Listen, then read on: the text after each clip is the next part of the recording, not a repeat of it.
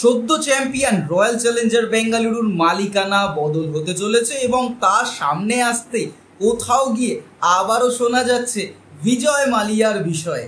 কারণ বিজয় মালিয়া তার সদ্য একটি পডকাস্টে নিজের নানা রকম বক্তব্য সামনে রেখেছেন। অনেকে তো এও বলছে এই যে বিজয় মালিয়া তিনি নাকি এখনো পর্যন্ত রয়্যাল চ্যালেঞ্জার বেঙ্গালুরুর মালিক।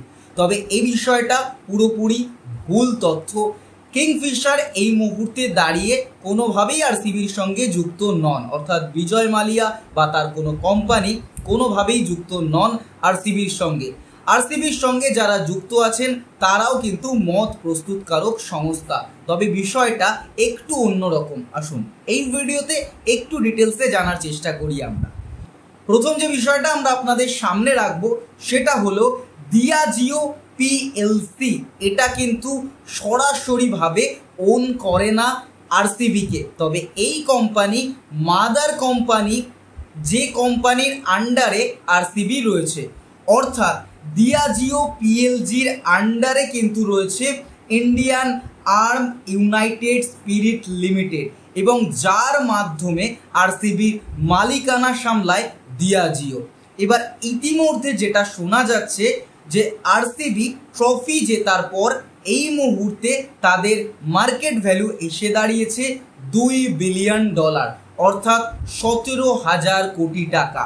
এবং যাতে করেই এই বিষয়টা সামনে আসতে শুরু করেছে যে পরিমাণ প্রফিট এই মুহূর্তে তারা পাচ্ছে তাতে করে তারা সেল করে দিতে পারে।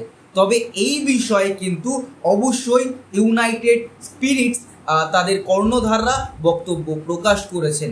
তারা জানিয়েছেন সমাজ মাধ্যমে যে বিষয়টা ঘুরছে তা একেবারেই সঠিক নন।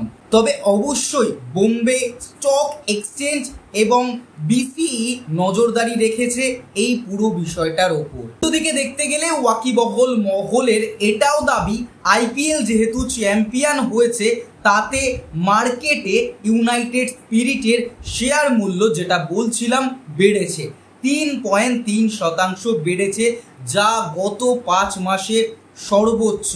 সম্প্রতি আমেরিকায় শুল্ক বৃদ্ধির কারণে দিয়াজিওর মদের চাহিদা কমেছে।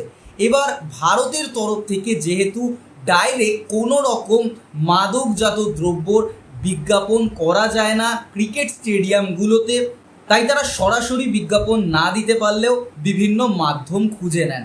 এই মাধ্যমগুলো যেমন কোনোদিন তোমরা রয়্যাল চ্যালেঞ্জার মিউজিক সিডি পাবে না, এছাড়াও বিভিন্ন মদের পানীয়র অ্যাডভার্টাইজমেন্ট যখন তোমরা শহরের বিভিন্ন মোড়ে দেখো সেটাকে কিন্তু বেশিরভাগই পানীয় বা সোডা, মানে জল বা সোডা হিসাবেই কিন্তু দেখানো হয়। এবার এইভাবেই কিন্তু ভারতে বিজ্ঞাপন চলে। তাই এই মুহূর্তে আরসিবির কর্তৃপক্ষ বা আরসিবির মালিক দিয়াজিওর তরফ থেকে এই প্রচারটা সামনে রাখা হচ্ছে যাতে তাদের মার্কেট ভ্যালু আরও বেশ কিছুটা বৃদ্ধি পায় এই সুযোগে।